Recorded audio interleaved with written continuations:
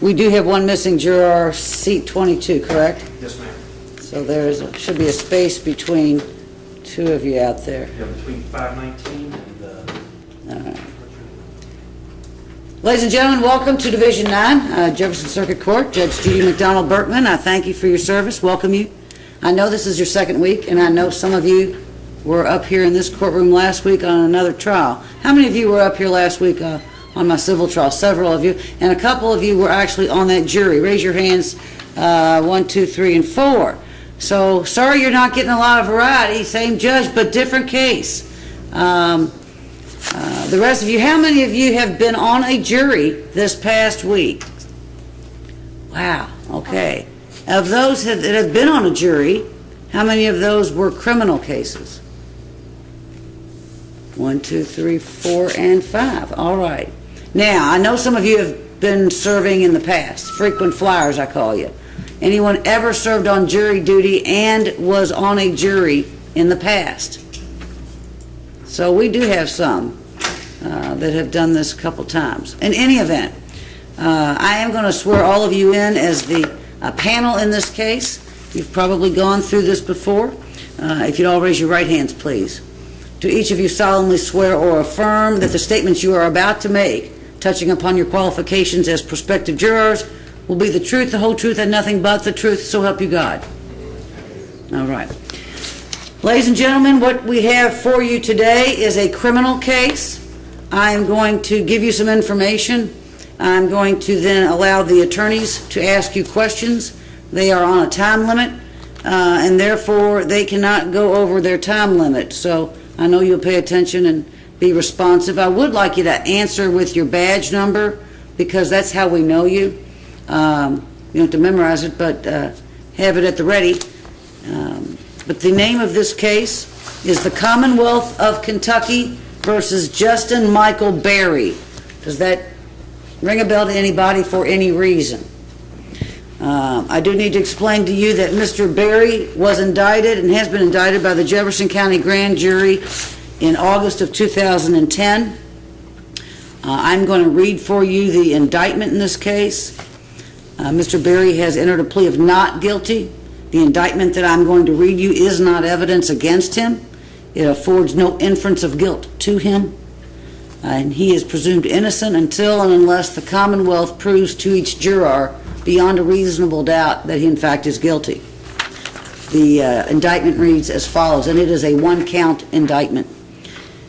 That on or about the 27th day of June 2010 in Jefferson County, Kentucky, the above-named defendant, Justin Michael Berry, committed the offense of robbery in the first degree when, in the course of committing a theft, he used or threatened the immediate use of physical force upon Marcus McKenzie with the intent to accomplish the theft, and he caused physical injury to Marcus McKenzie, who was not a participant in the crime, or he was armed with a deadly weapon, or he used or threatened the immediate use of a dangerous instrument upon Marcus McKenzie, who was not a participant in the crime. Now, ladies and gentlemen, by my reading to you of that indictment, does this prompt any memory or recognition of any of these events? All right. This trial, I'm hoping, will finish tomorrow. This trial, at the latest, will finish Thursday morning. This is not a long, protracted event.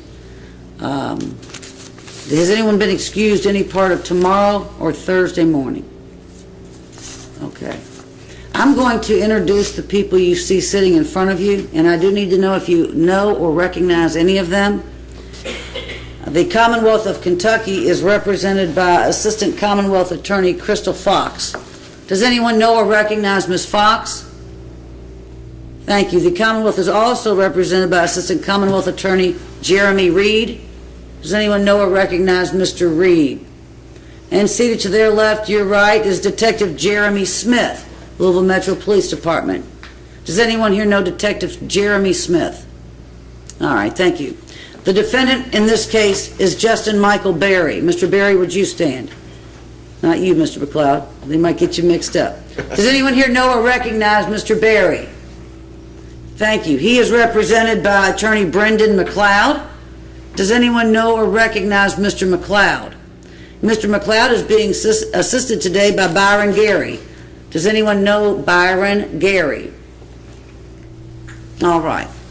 As I mentioned to you, and as you learned, because I consider you seasoned now, it's your second week of service, has anyone not gone through this voir dire process where the attorneys ask you questions? Raise your hand if you have not gone through it. Sir, you've not been through this situation. All right.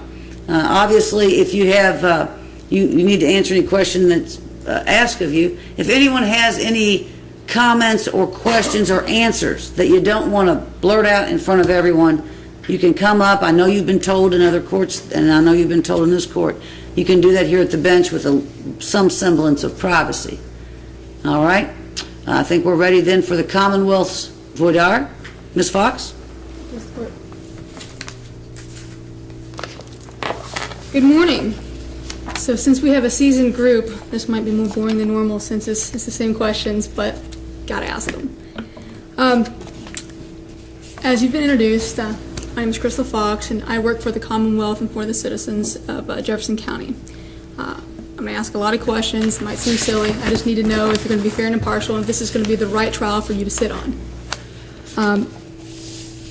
First and foremost, can everyone agree that it's important for both the Commonwealth and the defendant to have a fair trial today? Shake your head, raise your hand. Right. Thank you.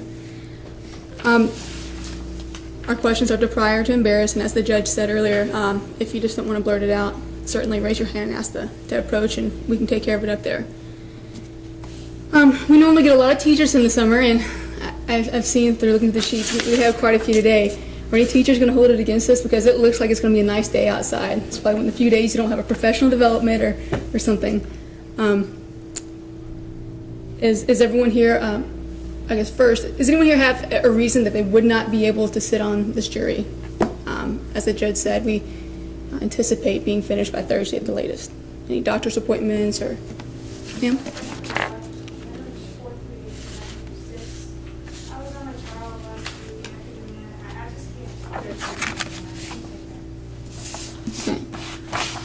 And, I'm sorry, could you stand up, please? I can't hear you. You have a soft voice. Do you believe that you're not able at this point to be fair or impartial? No. So if the judge gave you the law, you don't believe you could listen to the facts? And I'm not putting words in your mouth. Just tell me. I guess I'm trying to get a better feel.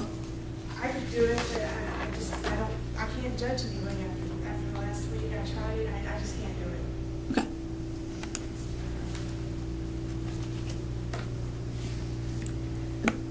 I guess I usually cover that later on, but since we're already there, is anyone here, would they have a problem sitting in judgment of someone? This is a criminal case, as the judge said earlier, and the criminal case is not like a civil. Who knows the difference between a civil case and a criminal case? You, sir. What's the difference? One's against the state, one's usually against the proprietary company.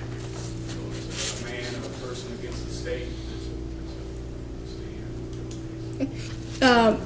What's the difference as to, I guess, the penalty? Normally there's going to be time involved. And there's not with civil. Right. Normally it's a monetary reward. Exactly. Does anyone here have a problem sitting on a jury where it's a criminal case and where you're going to be asked to decide someone's fate? Ma'am? Okay. Okay. And do you feel you could not listen to the evidence and then be fair when you render a judgment? I can listen to it, but I'm a Christian, so I don't want to judge me. Okay. I feel like I can just love you for something that is serious. Okay. That's fair. Some people feel that way. Does anyone else feel that way? And ma'am, if you were to be selected for the jury and you go up back in the verdict room, do you feel you would not be able to participate? Yeah. Okay. No one else? Sir? That's, I'm not gonna ask this later on, but regarding the type of trial it is, last December, like a week before Christmas, my house was invaded and I was held at gunpoint and I was robbed. I still have a lot of anger over that, so I'm not sure how fair I can be over this specific kind of trial. Okay. Do you think that you'd be thinking about your situation? I mean, yeah, I up, it wouldn't be objective enough. Okay. And sir, just for the record, could you give your juror number, please? 292-642. Judge, can we approach? You may.